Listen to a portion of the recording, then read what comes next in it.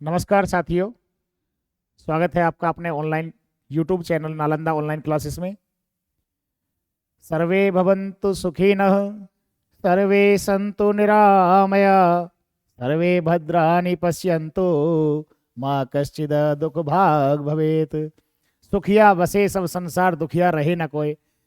आइए साथियों, आज का दूसरा हिंदी का प्रैक्टिस सेट बड़ा ही शानदार प्रैक्टिस सेट होने वाला है। इसमें ये 20 क्वेश्चन आपको कम से कम 60-70 क्वेश्चन देने वाले हैं और एक एक प्रश्न लाजवाब होने वाला है।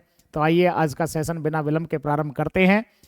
आज हमारा प्रैक्टिस सेट 2 है और इसमें ये 20 क्वेश्चन ऐसे हैं जिसमें आपको संधि से भी प्रश्न मिलेगा, समास से भी मिलेगा, प्रत्यय से भी मिलेगा, संज्ञा से भी मिलेगा। हर तरीके के प्रश्नों को जोड़ने का, समावेश करने का मैंने प्रयत्न किया है।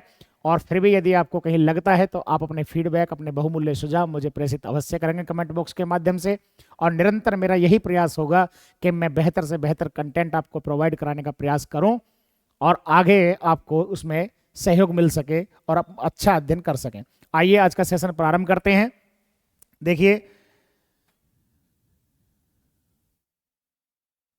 पहला ही सवाल आपकी स्क्रीन पर दिया हुआ है। नवल सुंदर श्याम शरीर की, सजल नीरद सी कल क्रांति थी, इस पंक्ति में कौन सा अलंकार है? पहला ऑप्शन दिया है उपमा अलंकार, दूसरा ऑप्शन दिया है रूपक अलंकार और तीसरा दिया है श्लेष अलंकार। क्वेश्चन को दोबारा पढ़ें। देखिए साथियों, आज आपको मैं एक बात और बताऊं, किसी भी परीक्षा में सफलता पाने का एक बहुत बड़ा रहस्य ये छुपा है जिसको आप शायद नहीं जानते होंगे। हमें सबसे पहले किसी भी परीक्षा में आने वाले प्रश्नों के नेचर को समझना होगा, उसकी प्रकृति को समझना होगा कि क्वेश्चन पूछ क्या रहा है। जिस दिन हमारे समझ में आ जाएगा, जिस समय हमारे ये समझ में आ जाएगा क्वेश्चन पूछ क्या रहा है, तो उसका उत्तर देना हमें बहुत सहज हो जाएगा, सरल हो जाएगा, आसान हो जाएगा। तो हम पहले क्वेश्चन की भावना पढ़ें, उसकी फीलिंग्स पढ़ें कि क्वेश्चन में छिपा क्या है, उसका सार क्या है। नवल सुंदर श्याम शरीर की, सजल नीरद सी कल क्रांति। अब देखिए, एक बहुत बेहतरीन ट्रिक मैं आपको बताता हूं कि जिन वाक्यों में सा, सी, से, सरिस और जैसा, अगर ये कहीं वाचक शब्द आते हैं, सा, सी, से, सरिस जैसा वाचक शब्द आते हैं, तो उसमें उपमा अलंकार होगा। पहले ये समझते हैं कि उपमा अलंकार होता क्या है। उप माने पास और मा माने मापन, अर्थात उप माने पास और मा का अर्थ होता है मापन। दो शब्दों को पास पास रख के तुलना करना ही उपमा अलंकार कहलाता है। इस उपमा अलंकार के 4 अंग होते हैं। सबसे पहला होता है उपमेय, जिसकी तुलना की जाए। दूसरा होता है उपमान, जिससे तुलना की जाए। तीसरा होता है वाचक शब्द। चौथा होता है सादृश्य गुण।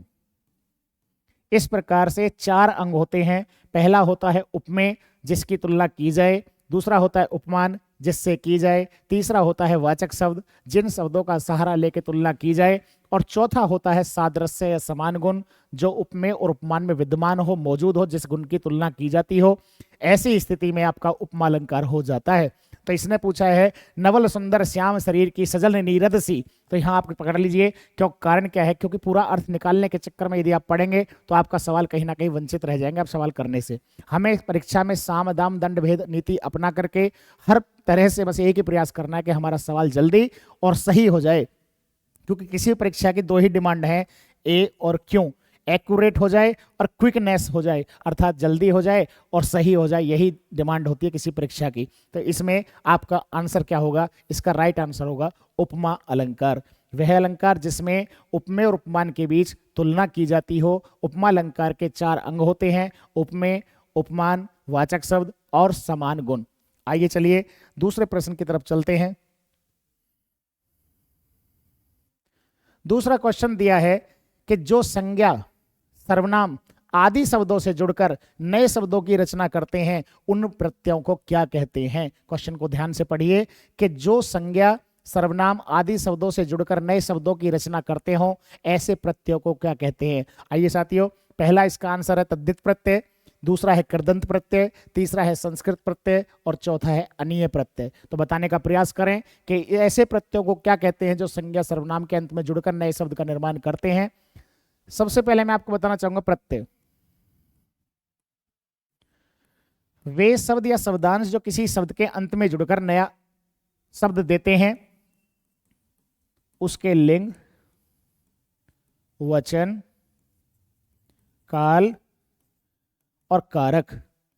अर्थात जो शब्द या शब्दांश किसी शब्द के अंत में जुड़कर उसके लिंग, वचन, काल, कारक को बदल देते हो, ऐसे शब्दों को या शब्दांशों को हम प्रत्यय कहते हैं।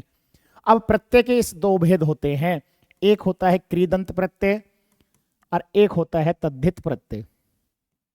देखिए, कृदंत प्रत्यय का आशय है कि जो शब्द या शब्दांश किसी क्रिया शब्द के अंत में जुड़कर नया अर्थ देते हो उसको कृदंत प्रत्यय कहते हैं, और क्रिया को छोड़ के संज्ञा, सर्वनाम, विशेषण में जो प्रत्यय जुड़ते हैं उनको हम तद्धित प्रत्यय कहते हैं। पुनः ध्यान दीजिए कि जो शब्द या शब्दांश क्रिया शब्दों के अंत में जुड़कर उसके लिंग, वचन, काल, कारक को बदल देते हैं उसको हम कृदंत प्रत्यय कहते हैं, और जो शब्द क्रिया को छोड़ के अन्य किसी शब्द भेद के अंत में जुड़ जाते हैं उसको तद्धित प्रत्यय कहते हैं। उदाहरण के माध्यम से समझिए,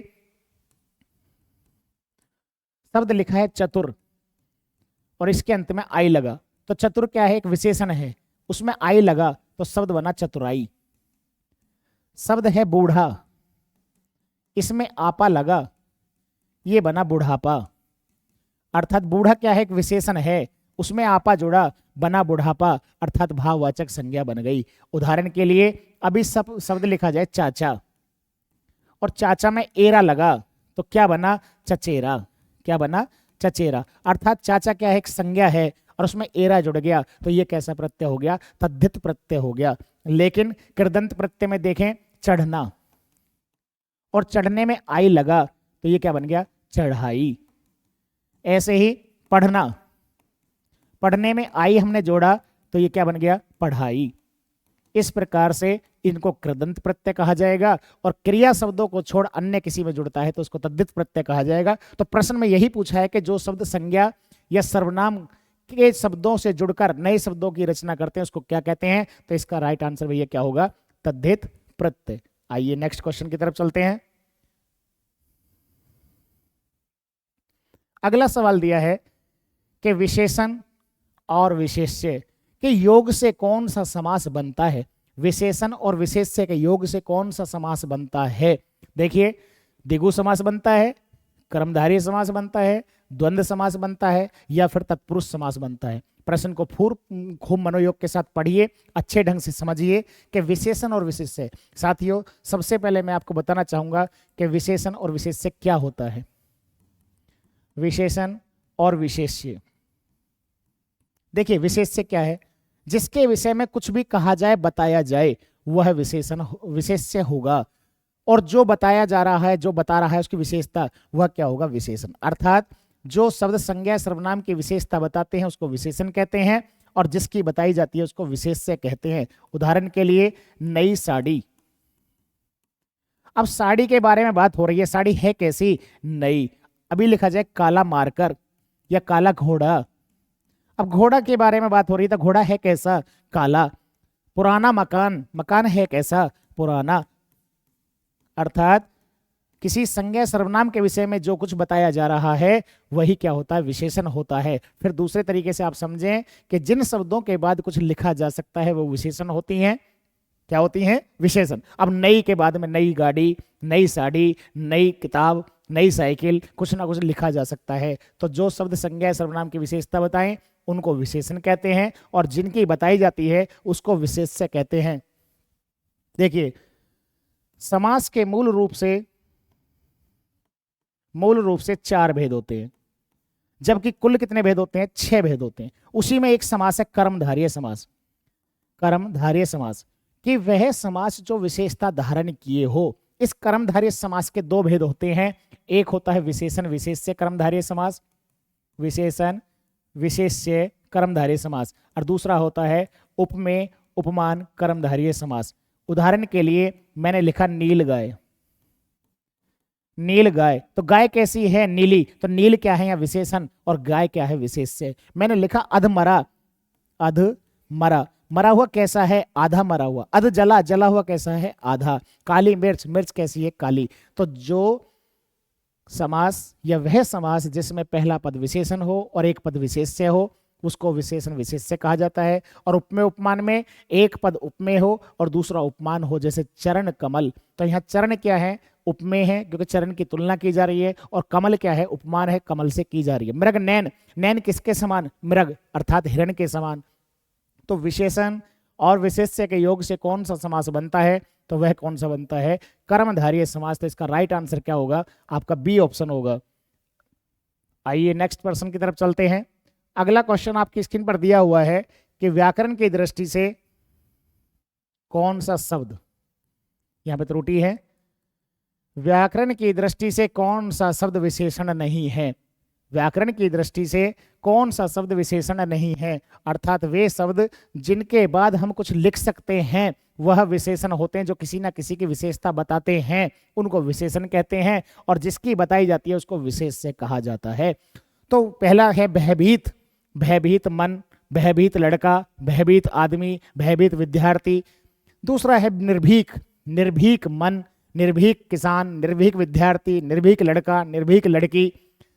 भीरू, भीरू का मतलब डरपोक, भीरू लड़का, भीरू लड़की, भीरू किसान, भीरू विद्यार्थी। अर्थात ये तीनों ही शब्द क्या है, विशेषण। लेकिन एक भय जो है ना, भय क्या है, एक भाववाचक संज्ञा का नाम है, जो एक फीलिंग है, भय माने डर, ये आपका संज्ञा है, जबकि उसने पूछा कौन सा विशेषण नहीं है। ऐसे प्रश्नों को आपको बड़ी गंभीरता से पढ़ना है जिनमें ये पूछता है कि नहीं है। अगर है तो उसको आप निकाल लीजिए, नहीं वाला स्वयं बच जाएगा। उसने क्वेश्चन ये पूछा है कि व्याकरण की दृष्टि से विशेषण नहीं है, ये भी विशेषण है, ये भी विशेषण है, ये भी विशेषण, तो ये विशेषण आपका नहीं है, तो इसलिए इसका राइट आंसर क्या होगा, आपका भय होगा। आइए नेक्स्ट प्रश्न की तरफ चलते हैं। अगला प्रश्न बड़ा ही शानदार दिया हुआ है कि पी पर पात सरिस मन डोला, इस पंक्ति में कौन सा अलंकार होगा। साथियों बताइए, उत्प्रेक्षा अलंकार होगा, उपमा अलंकार होगा, रूपक अलंकार होगा, अतिशोक्ति अलंकार होगा। पी पर पात सरिस मन डोला, अभी हमने बात की थी उपमा अलंकार की। उपमा अलंकार में 4 अंग होते हैं। पहला होता है उपमेय, दूसरा होता है उपमान, तीसरा होता है वाचक शब्द, चौथा होता है सादृश्य गुण। देखिए, वह अलंकार जिसमें उपमेय और उपमान के बीच तुलना की जाती है, अभी थोड़ी देर पहले भी एक प्रश्न आया था, उसको हम उपमा अलंकार कहते हैं।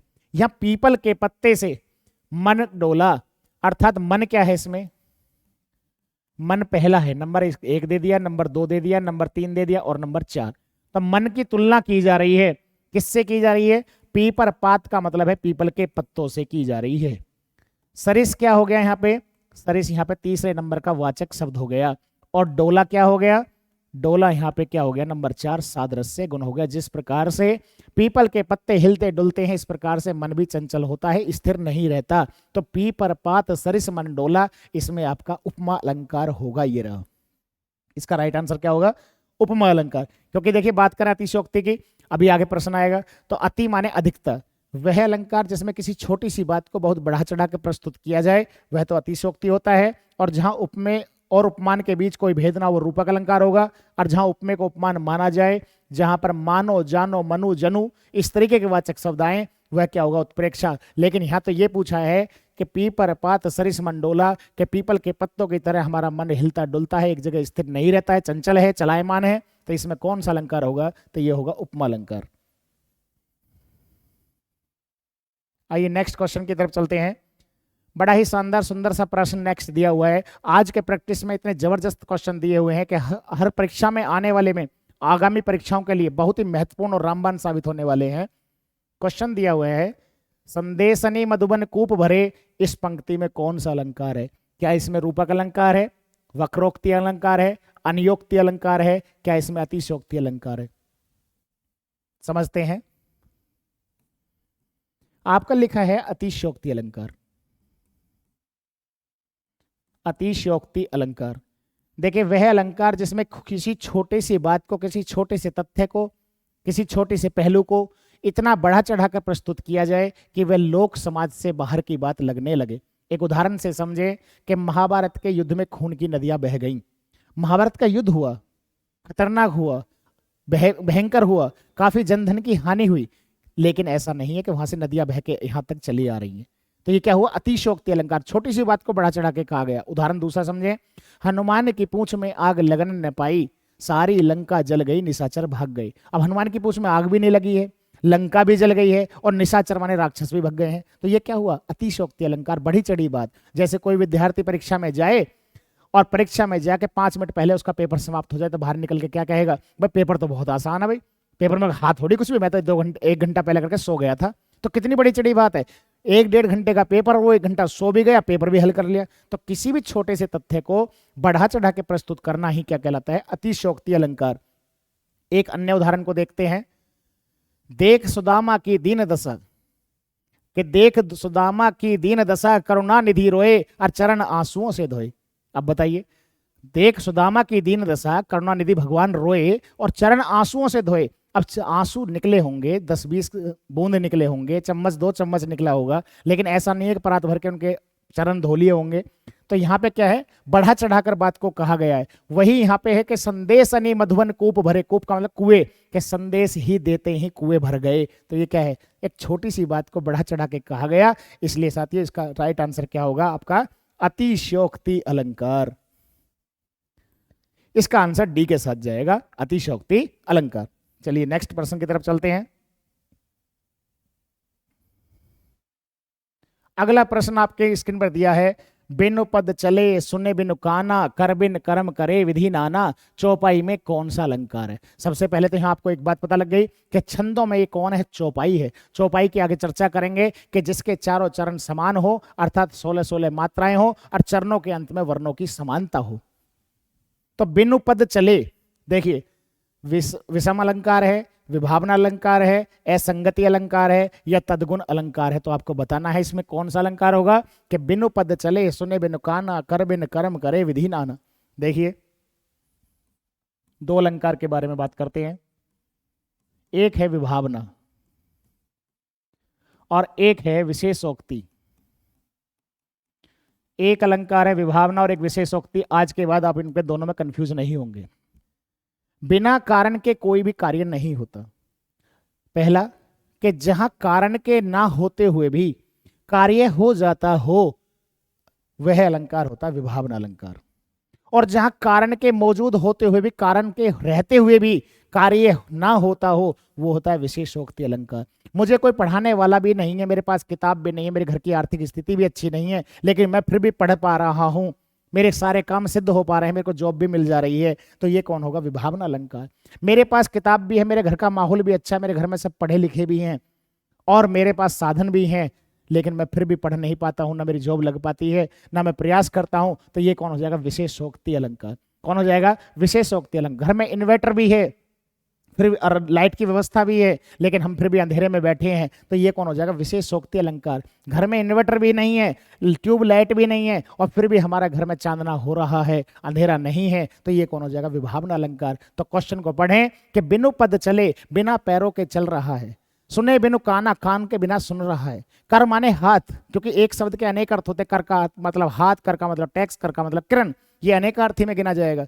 तो बिना पैर के चल रहा है, बिना कान के सुन रहा है, और विधि नाना अनेकों प्रकार के कर्म कर रहा है। तो यहां तो किसके पास कारण तो कुछ भी नहीं है, लेकिन कार्य सिद्ध हो पा रहा है। तो ऐसे अलंकार को हम क्या कहेंगे, विभावना अलंकार। कौन सा कहेंगे, विभावना अलंकार। एक अन्य उदाहरण से सुने, मूक होई वाचाल, मूक होई वाचाल पंगु चढ़ई गिरवर गहन, मूक होई वाचाल पंगु चढ़ई गिरवर गहन, इसमें भी आपका विभावना अलंकार होगा। मूक माने गूंगा व्यक्ति भी बहुत बोलने वाला हो जाता है। ये वाक्यांश भी यहां से बन गया कि जो बहुत बोलता है उसे एक शब्द में क्या कहते हैं, वाचाल कहते हैं। और पंगु का मतलब लंगड़े व्यक्ति भी पर्वतों को पार कर जाते हैं, जासु दयाल कृपा हुई, जिस पर भगवान की कृपा हो जाए तो ऐसे व्यक्ति गूंगे भी बोलने लगते हैं और लंगड़े व्यक्ति भी पर्वतों को पार कर जाते हैं। इसे क्या कहेंगे, विभावना अलंकार। आइए नेक्स्ट प्रश्न की तरफ चलते हैं। अगला क्वेश्चन आपके स्क्रीन पर दिया है कि चिड़िया आकाश में उड़ रही है, चिड़िया आकाश में उड़ रही है, इस वाक्य में कौन सी क्रिया होगी। आज मैं आपको 2 फैक्ट बताऊंगा और आज के बाद आपका सकर्मक और एकर्मक से कोई प्रश्न गलत नहीं होगा। आज क्या मतलब आगे कभी लाइफ में गलत नहीं होगा, ऐसा कॉन्सेप्ट, ऐसा तथ्य पेश करूंगा, ऐसी व्याख्या इसकी मैं बताने वाला हूं। देखिए, कर्म के आधार पर किसी भी प्रश्न को हल करने से पहले आप उसके तथ्य पर जाइए, ऑप्शन पे मत जाइए कि आपने एक ऑप्शन देखा, राइट हो गया, काम खत्म हो गया। तीन चार विकल्प होते हैं, चारों विकल्प की व्याख्या करिए, तब जाके आपके किसी परीक्षा में प्रश्न बनेगा और तभी आपको सफलता मिलेगी। आप राइट प्रश्न को पढ़ते रहेंगे कि इसका ये विकल्प हो गया, इसका ये विकल्प हो गया, तो कोई नतीजा हासिल नहीं होगा। कर्म के आधार पर क्रिया के दो भेद होते हैं, एक का नाम है सकर्मक और एक होती है अकर्मक। स का अर्थ होता है साथ और कर्म का मतलब होता है फल या अभिष्ट। ए का अर्थ होता है नहीं और कर्म का मतलब होता है फल या परिणाम। देखिए दोनों क्रियाओं को समझें। क्रिया का मूल रूप होता है धातु, और धातु शब्द में ना प्रत्यय लगने से जो शब्द बनते हैं उसको हिंदी में क्रिया कहा जाता है। लिखना, पढ़ना, हंसना, बोलना, खेलना, कूदना, मारना, पीटना, ये सब क्या है? क्रिया है। अब कर्म के आधार पर क्रिया के केवल कितने भेद होते हैं जी? दो भेद होते हैं। देखिए सकर्मक क्रिया वो है कि जहां क्रिया का फल या परिणाम, रिजल्ट मिलता हो, अर्थात वो क्रिया जिसका एक निश्चित कर्म होता हो, वह क्रिया जिसमें कर्ता को छोड़कर क्रिया से क्या का प्रश्न करिए और यदि उत्तर में आपको कुछ मिलता है तो क्रिया कैसी होगी? सकर्मक होगी। तीसरी बात, सकर्मक क्रिया की विशेष पहचान, दिए गए वर्तमान और भविष्य काल के वाक्यों का, वर्तमान और भविष्य काल के वाक्यों का काल बदलिए, आप काल बना दीजिए भूतकाल। यदि भूतकाल बनाने पर कर्ता के साथ ने विभक्ति आ जाती है तो ऐसी कंडीशन में तीन बात निश्चित होंगी। पहली कंडीशन, ऐसे वाक्यों में क्रिया सकर्मक होगी, ऐसे वाक्यों में काल भूतकाल होगा, ऐसे वाक्यों में वाच्य हमेशा कर्ता वाच्य होगा। पुनः ध्यान से सुने कि वह क्रिया जिसका अपना एक निश्चित कर्म हो, बिना कर्म के अभाव में वो कार्य ना करती हो। मोहन पुस्तक पढ़ता है, यहां पे काम करने वाला कौन है? पहले कौन का प्रश्न करिए, पुस्तक पढ़ता कौन है? मोहन पढ़ता है। मोहन को हटा दीजिए, क्या पढ़ता है? आपको परिणाम में उत्तर में मिला क्या? पुस्तक। अर्थात यह सकर्मक क्रिया है। मोहन पुस्तक पढ़ता है, इसका काल बदल दीजिए, क्या पढ़ता है? काल बदलिए, मोहन ने पुस्तक पढ़ी, इसलिए मोहन के साथ ने विभक्ति आ गई तो क्रिया कैसी होगी? सकर्मक। अब अकर्मक को देखिए, वह क्रिया जिसका कोई निश्चित कर्म ना हो, जिसका कार्य स्वयं पर ही पूर्ण हो जाता हो, क्रिया पर ही संपन्न हो जाता हो और दी गई क्रिया में कर्ता को छोड़कर, दिए गए वाक्य में कर्ता को छोड़कर क्रिया से क्या का प्रश्न करें, यदि उत्तर में कुछ ना प्राप्त हो और ना ही कोई संभावना शेष रहे तो ऐसी क्रिया आपकी अकर्मक क्रिया कहलाती है। जैसे मोहन हंसता है, कौन हंसता है जी? मोहन हंसता है। इस मोहन को छोड़ दीजिए थोड़ी देर के लिए, मोहन को भूल जाइए, पूछिए क्या हंसता है, तो यहाँ उत्तर में कुछ नहीं मिला, ऐसी क्रिया क्या कहलाएगी? अकर्मक क्रिया। और यहाँ ध्यान देने वाली बात है, बड़ी शानदार ट्रिक मैं आपको बताता हूँ कि सभी जीव जंतु पशु पक्षियों के मुंह से जो भी आवाज निकलती है वो सब क्या होती है? वो आपकी अकर्मक क्रिया होती है। और अकर्मक क्रिया का कभी भी कर्मवाच्य नहीं बनाया जाता। कैसे? हाथी चिंघाड़ते हैं, गधे रेंकते हैं, पशु रंभाते हैं, कोयल कूकती है, मेढक ट्रटर करते हैं, सांप फुंकारते हैं, तो किसी भी जीव जंतु पशु पक्षी के मुंह से निकलने वाली आवाज सभी क्या होती है? अकर्मक होती है। और सकर्मक क्रिया जिनका अपना कोई निश्चित कर्म होता है और किसी भी वाक्य का काल भूतकाल में बदलने पर यदि कर्ता के साथ ने आ जाए तो ऐसी क्रिया हमेशा सकर्मक होगी। तो यहां पूछा चिड़िया आकाश में उड़ रही है, कौन उड़ रही है? चिड़िया। तो ये तो हुआ काम करने वाला, अर्थात कर्ता हो गया। इसको थोड़ी देर के लिए छोड़ दीजिए। अब आप पूछिए उड़ने से, क्या उड़ रही है? इसको छोड़ के सवाल करना, क्या उड़ रही है? तो यहाँ उत्तर में कुछ नहीं मिला। अगर पूछे कहाँ उड़ रही है तो ये आकाश तो स्थान का हो गया, ये अधिकरण कारक में चला जाएगा, इसलिए क्रिया कैसी हो जाएगी? अकर्मक क्रिया हो जाएगी। कैसी हो जाएगी? अकर्मक क्रिया। चिड़िया आकाश में उड़ रही है, इसका काल बदल दीजिए, चिड़िया आकाश में उड़ी, तो चिड़िया के साथ ने विभक्ति नहीं आई, इसलिए क्रिया कैसी होगी? अकर्मक क्रिया होगी। आइए नेक्स्ट प्रश्न की तरफ चलते हैं। अगला क्वेश्चन आपके सामने दिया है कि महेंद्र शब्द का संधि विच्छेद क्या होगा? महेंद्र शब्द का संधि विच्छेद क्या होगा? तो यहां पे दिया हुआ था कि संधि से दो ही प्रकार के प्रश्न बनेंगे, या तो पूछ लेगा महेंद्र शब्द का संधि विच्छेद क्या होगा, या महेंद्र शब्द में संधि कौन सी है। हम करके देख लेते हैं। देखिए महा धन इंद्र, महा में क्या आया? आ, आगे क्या आया? ई, आ का मेल ई से हुआ तो क्या बना, ए को आदेश कर दिया। मैं के बाद ये आ कहां से आया, हा में से आया, तो है कैसा रह गया, आधा रह गया। इसका आ इसकी ई मिलके मुझे नया क्या मिला, ए मिला। इसमें से क्या बच गया, नद्र बच गया। जब है व्यंजन है, ए स्वर है, तो स्वर के अकॉर्डिंग बोला जाएगा। तो है पे कितनी मात्रा, एक। पीछे क्या है, पीछे लिख दो। आगे क्या है, आगे लिख दो। ये बन गया महेंद्र। अर्थात इसमें स्वर संधि हो गई। कौन सी संधि हो गई, स्वर संधि। जानना चाहिए स्वर संधि के 5 भेद होते हैं। कौन कौन, दीर्घ संधि, गुण संधि, यण संधि, वृद्धि संधि, अयादि संधि। दीर्घ, गुण, यन, वृद्धि, अयादि। इस प्रकार से स्वर संधि के अपने खुद के 5 भेद होते हैं। तो ये आपका कौन सी संधि हो जाएगी। देखिए एक और ट्रिक मैं आपको बताता हूं कि जिन शब्दों में एक ये मात्रा, एक ये मात्रा और एक सी के आकार का जहां भी लग जाए, जैसे रमेश, दिनेश, सुरेश, महेश, राजेंद्र, महेंद्र, सुरेंद्र, देवेंद्र, इस तरह से गुण संधि होगी। ज्ञानोदय, चंद्रोदय, महोदय, महोत्सव, वनोत्सव, जहां एक मात्रा ओ की लग जाए गुण संधि होगी। और जहां सी के ऊपर रह लग जाए, सप्त ऋषि, ब्रह्म ऋषि, देव ऋषि, महर्षि, कहीं भी लग जाए एक ही संधि होगी। कौन सी, गुण संधि। आइए साथियों नेक्स्ट प्रश्न की तरफ चलते हैं। अगला क्वेश्चन आपके स्क्रीन पर दिया हुआ है कि निम्नलिखित में से कौन सा वाक्य पूर्वकालिक क्रिया का है। इसको पकड़िए। क्वेश्चन क्या पूछा उसने कि निम्नलिखित में से कौन सा वाक्य पूर्वकालिक क्रिया का है। देखिए फिर क्रिया से एक प्रश्न आ गया, क्रिया का एक प्रश्न फिर मिला। सीता घर में बैठी थी, वह कल आया था, राम मोहन को मारकर भाग गया, निश्चय बोधक। बताइए पूर्वकालिक। देखिए साथियों पूर्वकालिक क्रिया क्या होती है, पहले इसके बारे में बताऊं कि वह क्रिया जहां एक कार्य संपन्न होने के बाद कोई दूसरा कार्य प्रारंभ होता हो, ऐसी क्रिया को पूर्वकालिक क्रिया कहते हैं। कि जहां एक कार्य समाप्त होने के बाद कोई दूसरा कार्य प्रारंभ होता हो, वहां क्रिया को कहते हैं पूर्वकालिक क्रिया। और सबसे बेहतर है क्रिया शब्दों के अंत में। देखिए क्रिया शब्दों के अंत में कर, करके, के बाद 3 शब्द याद कर लीजिए, बस कुछ करने की जरूरत नहीं है आपको।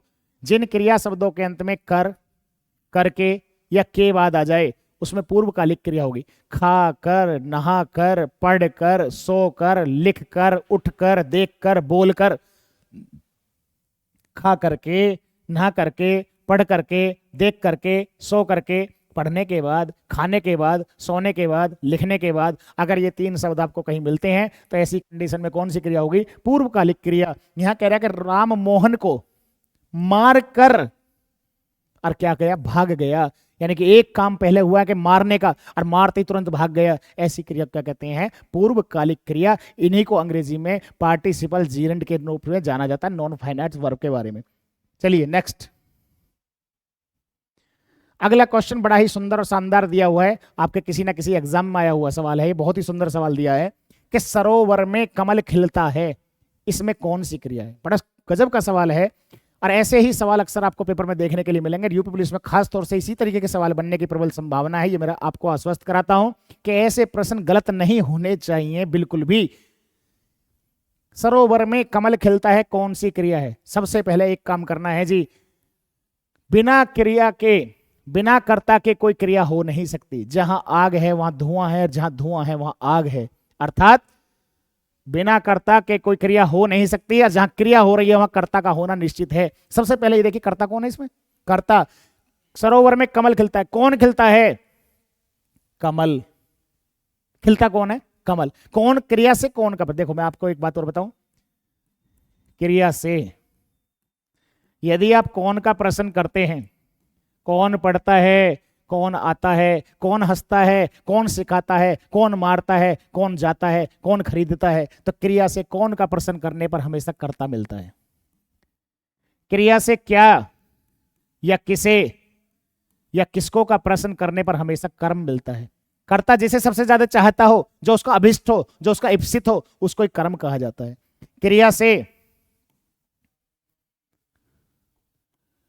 कहां का प्रश्न करने पर हमेशा स्थान मिलेगा। कहां रहता है, कहां पढ़ती है, कहां जाता है, कहां खेलता है, कहां सोता है, कहां देखता है। क्रिया से कब का प्रश्न करने पर हमेशा समय मिलेगा।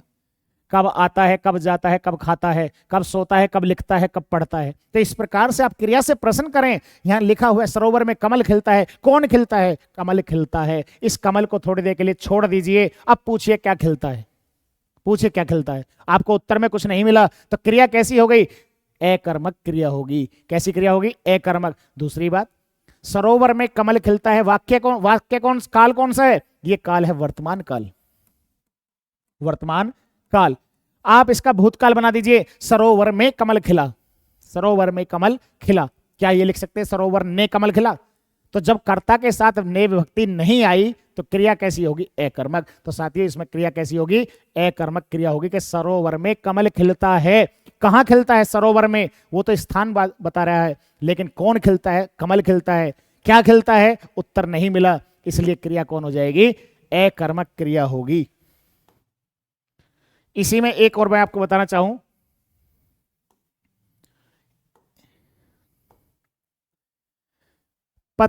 पेड़ से पत्ते गिरते हैं। बताइए, इसमें एक सवाल है छोटा सा कि पेड़ से पत्ते गिरते, कौन सी क्रिया हो जाएगी जी? पेड़ से पत्ते गिरते, सबसे पहले आप ढूंढिए कौन गिरते हैं? पत्ते गिरते हैं। पत्तों को हटा दो, पूछो क्या गिरते हैं? यहां उत्तर में आपको नहीं मिला, तो इसलिए कैसी क्रिया हो जाएगी? अकर्मक क्रिया होगी, जिसमें कि बहुत लोग गलत कर देते हैं। पेड़ से पत्ते गिरते हैं, अकर्मक क्रिया होगी। कौन गिरता है? पत्ते गिरते हैं। कहां से गिरते हैं? पेड़ से गिरते हैं। उसमें तो अपादान कारक की विभक्ति हो जाएगी, उससे अलगाव हो जाएगा। तो इसलिए आपको कर्ता को छोड़कर क्रिया से प्रश्न करना है। यदि क्या का प्रश्न करने पर उत्तर में मिलता है तो आपकी सकर्मक, और नहीं मिलता है तो कौन सी? अकर्मक क्रिया होगी। इस प्रैक्टिस सेट में ही इतने प्रश्न छुपे हुए हैं कि आपके 20 प्रश्न कहने को 20 हैं, लेकिन 20 से ही 50, 60, 70 सवाल आप बना सकते हैं। तभी आपके पढ़ने का मजा है। और ये ऐसा पीक टाइम चला हुआ साथियों, बहुत कम समय है, केवल और केवल ये समय आपकी प्रैक्टिस का है। Practice makes a man perfect. जितना आप प्रैक्टिस कर लेंगे उतना ही अच्छा है, क्योंकि हमसे आते हुए सवाल ही तो गलत होते हैं परीक्षा में, और उसका एक ही समाधान है, क्या? बार बार पढ़ी हुई चीज को आपने रिपीट करना है और उसी पर अध्ययन करना है। आपसे कोई सवाल नया नहीं बनता, कोई बात नहीं, लेकिन उस नए के चक्कर में जो 20 आते हैं उनको तो मत छोड़िए। जितना कॉन्सेप्ट बता दिया उसको तो तैयार करिए। चलिए अगले सवाल की तरफ चलते हैं। अगला क्वेश्चन दिया है कि द्वंद्व समास का उदाहरण नहीं है। बड़ा शानदार सवाल दिया है कि द्वंद्व समास का उदाहरण नहीं। आज के प्रैक्टिस सेट में तो बड़े खतरनाक सवाल दिए हैं, संधि का सवाल भी, कारक का सवाल भी, समास का भी, और अगला जो प्रैक्टिस सेट आएगा वो इससे भी बढ़िया और बेहतरीन होने वाला है। आप हमारे साथ बने रहिए। द्वंद्व समास का उदाहरण नहीं है। देखिए साथियों, द्वंद्व समास होता क्या है? वह समास जिसके दोनों पद प्रधान हो। सबसे पहले दिन क्लास कराई थी तो बताया था कि समास के दो पद होते हैं, एक पूर्व पद और एक उत्तर पद। ज्ञान सागर, ज्ञान में पूर्व पद है और सागर उत्तर पद है। हथकड़ी, हथ क्या है? इसमें पूर्व पद है, और कड़ी क्या है? उत्तर पद है। हवन सामग्री, हवन क्या है? पूर्व पद है, सामग्री क्या है? उत्तर पद है। तो जिसके दोनों पद प्रधान हो वो क्या होगा? द्वंद्व समास होगा। लेकिन इस द्वंद्व समास के भी 3 भेद होते हैं। पहला है समाहार द्वंद्व समास, दूसरा है इतरेतर द्वंद्व समास, तीसरा है वैकल्पिक द्वंद्व समास। देखिए समाहार को समझें कि वह समास जिसके कहने से, सुनने से उसमें उस जैसा कुछ और भी समाया हुआ हो। जैसे मैं कहूं कि चाय पानी, तो चाय पानी कहने से उसमें खाद्य सामग्री, चाय पानी, नमकीन, बिस्कुट, पिज्जा, बर्गर सब आ गया। बहू बेटी कहने से बहू बेटी, चाची ताई, मामी मौसी सब उसमें आ गए। जीव जंतु कहने से जीव जंतु जैसी प्रजाति के सब आ गए। कीड़े मकोड़े कहने से उसके अंतर सब आ गए। कपड़े लत्ते कहने से उसके अंतर्गत सब आ गए। तो इसको हम कहते हैं समाहार द्वंद्व समास। फिर इतरेतर क्या है? कि वह समास जिसके दोनों पदों के बीच लगने वाले योजक चिन्ह का अर्थ और निकलता हो, जिसके दोनों पदों की प्रकृति समान होती हो। माँ बाप का विग्रह होगा माँ और बाप, भाई बहन का होगा भाई और बहन, पति पत्नी का होगा पति और पत्नी, गुरु शिष्य का होगा गुरु और शिष्य। फिर वैकल्पिक क्या है? कि वह समास जिसके बीच इस लगने वाले योजक चिन्ह का अर्थ, लगने वाले इस योजक चिन्ह का अर्थ या निकलता हो, दोनों पदों की प्रकृति विषम होती हो, दिन रात, एक बार में दोनों कैसे हो जाएंगे? तो इसका विग्रह होगा दिन या रात। सुख या दुख, पाप या पुण्य, जीवन या मरण, लाभ या हानि, यश या अपयश, धर्म या अधर्म, देव या असुर। तो ये क्या हो जाएगा? वैकल्पिक द्वंद्व समास। तो देखिए घर घर, घर क्या है? एक संज्ञा। जब संज्ञा शब्द की कहीं आवृत्ति होती है, घर घर, दिन दिन, गली गली, गांव गांव, शहर शहर, पल पल, तो संज्ञा शब्द की आवृत्ति होने पर अव्ययी भाव समास होता है। रातों रात, दिनों दिन, पल पल, घर घर, अव्ययी भाव समास। दाल रोटी, दाल और रोटी, धर्म अधर्म, धर्म या अधर्म, रुपया पैसा, रुपया और पैसा, तो फिर कौन हो गया इसका आंसर? घर घर हो गया, क्योंकि घर घर तो संज्ञा की आवृत्ति हो रही है, इसलिए इसमें अव्ययी भाव समास हो जाएगा। और उसने पूछा कौन है कि द्वंद्व समास का उदाहरण नहीं है, तो ये तीनों तो द्वंद्व समास के ही उदाहरण है। दाल और रोटी, धर्म या अधर्म, रुपया या पैसा, और घर घर का हो जाएगा घर ही घर में, घर घर का विग्रह होगा घर ही घर में, रात रात का विग्रह होगा रात ही रात में, दिन दिन और दिन का विग्रह होगा दिन ही दिन में। चलिए नेक्स्ट प्रश्न की तरफ चलते हैं। अगला क्वेश्चन दिया है आपकी स्क्रीन पर, निम्नलिखित में से कौन सा शब्द गुणवाचक विशेषण नहीं है? देखिए साथियों, जो शब्द संज्ञा सर्वनाम की विशेषता बताते हैं उसे विशेषण कहा जाता है। विशेषण के चार भेद होते हैं, गुणवाचक विशेषण, संख्यावाचक विशेषण, परिमाणवाचक विशेषण और सार्वनामिक विशेषण। इनकी चर्चा आगे क्लास में करेंगे। खैर प्रश्न पर आते हैं कि निम्न में कौन गुणवाचक विशेषण नहीं है। गुणवाचक विशेषण का मतलब है कि वे विशेषण जो किसी संज्ञा की या सर्वनाम की गुण या अवगुण के रूप में विशेषता बताते हो। जिसका गुण है उसका अवगुण भी जरूर होगा। इस बिजली का, लाइट का, ट्यूबलाइट का गुण है, प्रकाश कर रही है, इसका अवगुण भी है कि इससे बिल आता है। ठीक है, तो इसी प्रकार से जहां गुण हो या अवगुण बताए। मोहन एक ईमानदार लड़का है।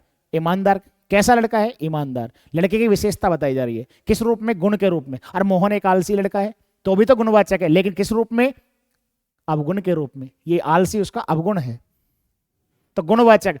अब गुणवाचक में देखिए, लिख के देखिए आप, भला, भला क्या है? गुण बताएगा। भला आदमी, भला लड़का, भला मानस, ताजा फल, ताजा पनीर, ताजा ब्रेड, नुकीला, नुकीला क्या आगे लिखा जा सकता है? नुकीला पत्थर, नुकीला कांच, नुकीला टुकड़ा। लेकिन आप बताइए, दूना जो शब्द दिया है ये क्या है? संख्यावाचक है। क्या है? संख्यावाचक है। और संख्यावाचक में भी दो होते हैं, एक होता है निश्चित संख्यावाचक और एक होता है अनिश्चित संख्यावाचक। अब निश्चित संख्यावाचक में भी कौन आते हैं? पहला होता है गणनावाचक, दूसरा होता है आवृत्तिवाचक, आवृत्तिवाचक, तीसरा होता है समुदायवाचक, समुदायवाचक। अब गणनावाचक में 1 2 3 4 5 6, और अगला होता है क्रमवाचक। 1 2 3 4 5 जिनसे गिनती करें वो गणनावाचक हो गए। आवर्तीवाचक कौन हो जाएगा? पहला 1 गुना, 2 गुना, 3 गुना, 4 गुना, 5 गुना, 7 गुना, ये क्या हो जाएगा? आवर्तीवाचक। समुदायवाचक, तुम दोनों, 6, 5, 10, 20, आप दोनों, ये क्या हो जाएगा? समुदायवाचक। क्रमवाचक क्या हो जाएगा? जैसे आपसे पूछा जाता है कि ए के 10वें स्थान पर क्या आएगा, या ए से 10वां क्रम क्या होगा, तो पहला, दूसरा, तीसरा, चौथा, ये क्या होता है? क्रमवाचक होता है। तो दूना, तिगुना, 4 गुना, ये आवर्तीवाचक क्या हो जाएगा? विशेषण हो जाएगा। लेकिन इसने गुणवाचक पूछा है तो इसमें ये वाला दूना नहीं होगा, तो इसका राइट आंसर क्या होगा? दूना। अगले प्रश्न की तरफ चलते हैं। अगला क्वेश्चन दिया है कि स्त्री शब्द, स्त्री शब्द का विशेषण क्या होगा? स्त्री शब्द का विशेषण क्या होगा? देखिए आज मैं आपको बहुत सारे महत्वपूर्ण विशेषण बता देता हूं। पहला है देह, मानव, पशु, धर्म, श्रद्धा,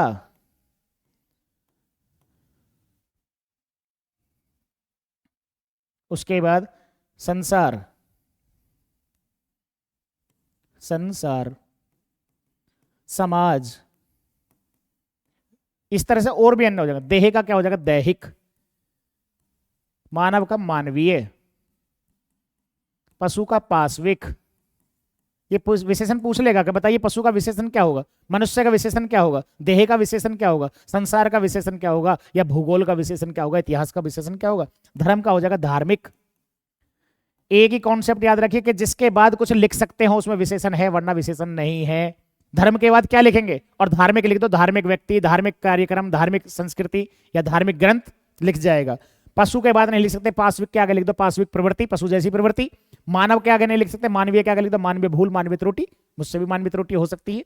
श्रद्धा तो क्या बन जाएगा? श्रद्धेय, श्रद्धेय। संसार का क्या बन जाएगा? सांसारिक, सांसारिक। कई बार आपसे सवाल पूछ लेगा, बताइए संसार में एक सांसारिक शब्द में प्रत्यय कौन है, तो संसार में इक जुड़ गया तो ये बन गया सांसारिक, विशेषण का कार्य कर रहा है लेकिन इसमें प्रत्यय कौन हो गया, इक प्रत्यय हो गया। समाज का क्या बन जाएगा, सामाजिक। सामाजिक किसी भी मूल शब्द में, देखिए मूल शब्द बीच में आएगा, अगर इससे पहले कुछ जुड़ता है तो वो कौन हो जाएगा, उपसर्ग हो जाएगा। इसके बाद में कुछ जुड़ता है तो प्रत्यय हो जाएगा। लेकिन ध्यान देने वाली बात है भैया, देखिए साथियों एक ही कॉन्सेप्ट याद रखिए, मूल शब्द जब तक नहीं है उसके ना पहले आप कुछ जोड़ सकते हैं ना बाद में कुछ जोड़ सकते हैं, मूल शब्द होना चाहिए। और एक शब्द में एक से ज्यादा उपसर्ग और एक से ज्यादा प्रत्यय हो सकते हैं। वो कैसे, एक उदाहरण से समझाता हूं। एक उदाहरण लिखा मैंने, अप्रत्याशित। अप्रत्याशित, इसमें सबसे पहले मैं ए को बाहर निकाल लूं तो एक उपसर्ग मिला, इसके बाद प्रति निकाल लूं उसके बाद दूसरा उपसर्ग मिला, मैंने आस लिख दिया और इसमें इत लगा दिया तो ये क्या बन गया मेरा, अप्रत्याशित। इस प्रकार से एक ही शब्द में एक से अधिक प्रत्यय, एक से अधिक उपसर्ग भी हो सकते हैं। ये उसकी प्रश्न की या उस शब्द की प्रकृति पर निर्भर करेगा। यहां लिखा है स्त्री का विशेषण क्या होगा, तो इसका राइट आंसर क्या होगा, आपका स्त्री होगा। स्त्रैण, स्त्रैण माने जिसमें स्त्री जैसे लक्षण पाए जाते हैं। अगला क्वेश्चन आपके स्क्रीन पर अगला क्वेश्चन दिया हुआ है, भारतीय ज्ञानपीठ पुरस्कार से सम्मानित प्रथम साहित्यकार कौन था। सबसे पहले समझिए कि साहित्य के क्षेत्र में दिए जाने वाला सर्वोच्च पुरस्कार या सर्वश्रेष्ठ पुरस्कार कौन है, वो ज्ञानपीठ पुरस्कार है, जिसकी स्थापना 1965 से होती है। अब क्या है, ज्ञानपीठ पुरस्कार सबसे पहले जी शंकर कुरूप, जी शंकर कुरूप, इन्हीं का नाम क्या है, गोविंद शंकर कुरूप। आपको आंसर तो मिल गया, गोविंद शंकर कुरूप। इन्हें मलयालम भाषा में, मलयालम भाषा में, क्योंकि आपको जानना चाहिए कि ज्ञानपीठ पुरस्कार साहित्य के क्षेत्र में दिया जाता है एक बेहतरीन कार्य करने के लिए। तो ज्ञानपीठ पुरस्कार 1965 में सबसे पहले मलयालम भाषा में जी शंकर को कुरूप को मिला था। लेकिन प्रश्न पूछे कि हिंदी के क्षेत्र में सबसे पहला ज्ञानपीठ पुरस्कार किसको मिला, तो वो मिला था पंत को। पंत बोले तो सुमित्रानंदन पंत, पैसे पंत पैसे पहला। और किस रचना के लिए मिला था, चिदम्बरा नाम की रचना के लिए मिला था। कब मिला था, 1968 में मिला था। कब मिला था, 1968 में। तो यहाँ क्वेश्चन पूछा सबसे पहला ज्ञानपीठ पुरस्कार किस साहित्यकार को मिला था, तो वो कौन है, जी शंकर कुरूप अर्थात गोविंद शंकर कुरूप। तो इसका राइट आंसर कौन होगा, ए होगा। नेक्स्ट प्रश्न की तरफ देखते हैं। अगला प्रश्न कि निम्नलिखित शब्दों में एक वचन है, निम्नलिखित शब्दों में एक वचन है। देखिए वचन का मतलब होता है संख्या। वचन कितने हैं, एक वचन, और दूसरा कौन है, बहुवचन।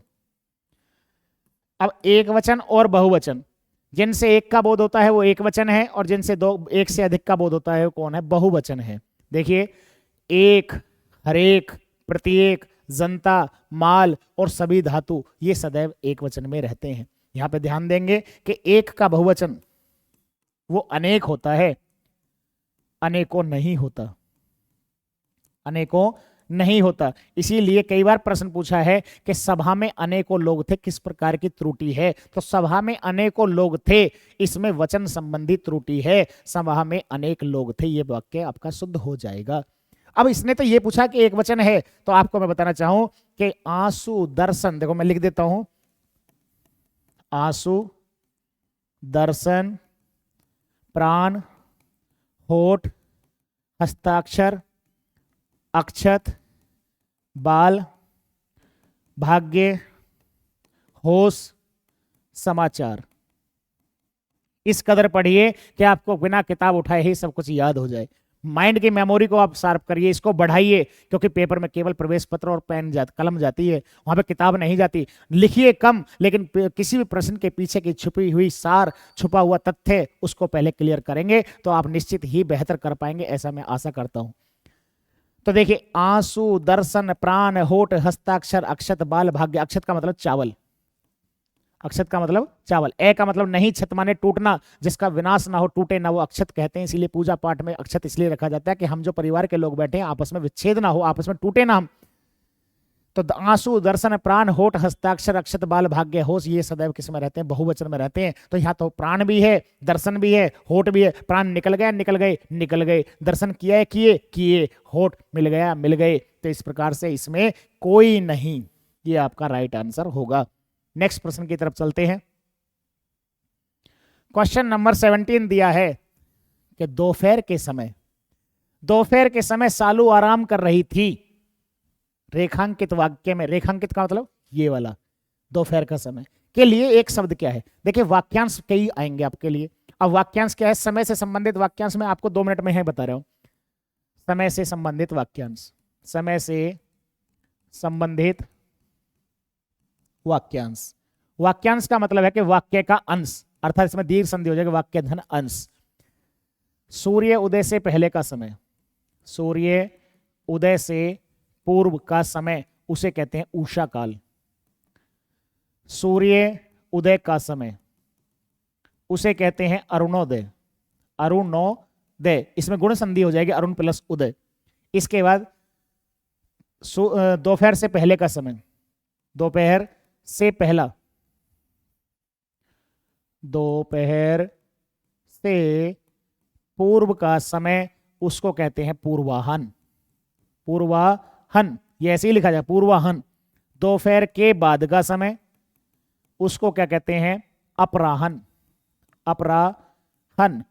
और दोपहर का समय, दोपहर का समय उसे क्या कहते हैं, मध्याह्न।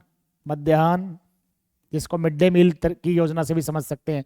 तो सूर्योदय से पहले का समय उषा काल, सूर्य उदय का समय अरुणोदय, दोपहर से पहले का समय पूर्वाहन, दोपहर के बाद का अपराहन, दोपहर का मध्याह्न। इसके बाद और देख लीजिए, आधी रात का समय निशीथ, 10 वर्ष का समय दशक, 100 वर्ष का समय शताब्दी, 15 दिन का समय पखवाड़ा। इस प्रकार से ये सारे वाक्यांश आपके समय से संबंधित हो गए। प्रश्न एक है, लेकिन कितने क्वेश्चन इससे बने हैं इस पे आप ध्यान दीजिए। अगर इस तरीके का ध्यान करेंगे तो निश्चित ही आप परीक्षा में बेहतर कर पाएंगे। एक क्वेश्चन से 20, 30, 40 क्वेश्चन बनाइए और हर विकल्प से प्रश्न बनाने का प्रयास करें, तभी तो मजा है। वरना इसका आंसर क्या था कि दोपहर के समय को क्या कहते हैं, दोपहर का समय राइट आंसर तो मध्याह्न था, 1 सेकंड लगती। तो यहां राइट आंसर लगाने से मतलब नहीं है, बल्कि हर प्रश्न के पीछे की तह तक जाना आपका कर्तव्य है और समझने का प्रयास करें। अगला प्रश्न आपकी स्क्रीन पर दिया है, क्वेश्चन नंबर 18 कि सुनामी शब्द किस भाषा का है। बड़ा बेहतरीन शानदार सवाल दिया है कि सुनामी शब्द किस भाषा का है। देखिए जो भी हम ये भाषा बोल रहे हैं ना, बात यदि हिंदी की करें तो हिंदी भी खुद क्या है, फारसी भाषा का शब्द है। तो शब्द कहीं ना कहीं से आए हैं और उनको हमने एडॉप्ट कर लिया, उन्हें हमने अपना लिया। इस प्रकार से हमारी इस भाषा में, हमारे इस परिवेश में हर तरीके की भाषा का समावेश है। उसमें उर्दू भी है, अंग्रेजी भी है, फारसी भी है, जापानी भी है, तुर्की भी है, पुर्तगाली भी है, बहुत सारे शब्द हैं। एक अनपढ़ व्यक्ति है, बिजली कम आ रही हो तो क्या कहता है कि बिजली डिम आ रही है। अब डिम क्या शब्द है, डिम क्या शब्द है, वो हिंदी का है, अंग्रेजी का है, उर्दू का क्या भी अपने कभी आपने गौर करी। सब लोग बल्ब बोलते हैं, सब लोग ट्रेन बोलते हैं, जबकि ट्रेन को हम कहते हैं लोहपथ गामिनी। साइकिल बोलते हैं, साइकिल को कहते हैं दूध चक्र वाहनी। तो क्या हम इतना मुश्किल बोल पाएंगे कभी। तो इसी प्रकार से कुछ शब्द हैं जो मैं आपको बताऊं। तो सुनामी किस भाषा का शब्द है, सुनामी जापानी भाषा का शब्द है। सुनामी जापानी भाषा का शब्द है, तो इसका राइट आंसर तो जापानी हो जाएगा। लेकिन ध्यान दें, हिंदी किस भाषा का शब्द है, हिंदी है फारसी भाषा का। और ध्यान दें, वकील क्या लड़ता है कोर्ट में, वकील मुकदमा लड़ता है। वकील और मुकदमा ये दोनों ही अरबी भाषा के शब्द है। किस भाषा के, अरबी भाषा के। गमला कोमा आल्पिन, ये दोनों ही किस भाषा के, पुर्तगाली भाषा के। जहां से क्वेश्चन पूछा जा रहा है वहीं मैं पहुंच रहा हूं, उसकी तह तक ही जाना मेरा कर्तव्य है। हिंदी फारसी भाषा का, वकील और मुकदमा दोनों अरबी भाषा के, गमला और आल्पिन किसके, पुर्तगाली भाषा के। कारतूस पूछता है कई बार एग्जाम ने कि बताइए कारतूस किस भाषा का है, तो वो कारतूस किस भाषा का है, फ्रेंच भाषा का है। किस भाषा का है, फ्रेंच भाषा का। कई बार पूछा है कि चाय और चीकू किस भाषा के हैं, तो चाय और चीकू, चे से चाय, चे से चीकू और चे से चीनी भाषा, ये किस भाषा के, चीनी भाषा के। इस तरह से आपसे निश्चित तौर से 1 से 2 प्रश्न अवश्य पूछेगा कि बताइए किस भाषा का शब्द है। तो ये आप इस तरह से याद कर लेंगे तो बेहतर रहेगा। अगला प्रश्न, जबकि सवाल एक ही था कि सुनामी किस भाषा का शब्द है, राइट आंसर ये था। 1, 2, 3, 4, कम से कम आपको 10 क्वेश्चन यहां से बता दिए। अगले सवाल की तरफ चलते हैं। अगला क्वेश्चन दिया कि निम्नलिखित में से उत्क्षिप्त व्यंजन कौन से हैं। बेहतरीन सवाल, वर्णमाला से क्वेश्चन आ गया। आज मैंने प्रयास करा है कि एक एक क्वेश्चन को मैं टच करने का प्रयास करूं, जितना भी आपका सिलेबस है। कल इससे भी बेहतर आपको सवाल मिलेंगे, कहीं वर्णमाला से, कहीं कारक से, कहीं संधि से, कहीं समास से। क्योंकि हमारा काम एक रट के पढ़ाने का नहीं है कि हम एक टॉपिक को लाएं और उससे सवाल बनाएं और हमारा काम खत्म हो जाए। हमारे सामने कोई भी सवाल आए, हमें पूरी व्याख्या करनी चाहिए और उससे ही बेहतर करके हमें पढ़ाना चाहिए, ताकि विद्यार्थी की हर समस्या का, शंका का समाधान किया जा सके समय रहते हुए। निम्नलिखित में उत्क्षिप्त व्यंजन, देखिए उत्क्षिप्त व्यंजन की बात मैं करूं तो आज आपको मैं एक बेहतरीन चीज बता रहा हूं, ध्यान से देखें। ये एक टी पॉइंट बना है, क्या बना है? T point. इसके ऊपर एक बिंदी है, इसके आगे एक बिंदी है, इसके नीचे एक बिंदी है और इसके साइड में एक बिंदी है। कितनी गजब की बात है। इनको हम क्लियर करते हैं। सबसे ऊपर बिंदी है, इसको हम अनुस्वार कहते हैं, जैसे अंक, जैसे पंख, जैसे शंख, जैसे शंख, कंठ। पहला पॉइंट क्लियर कि यदि ऊपर बिंदी है शिरोरेखा के तो ये क्या हो जाएगा? अनुस्वार हो जाएगा। ये आगे बिंदी पूरी हिंदी में एक ही वर्ण है, वो है क वर्ग का, जिसको हम कहते हैं अंग।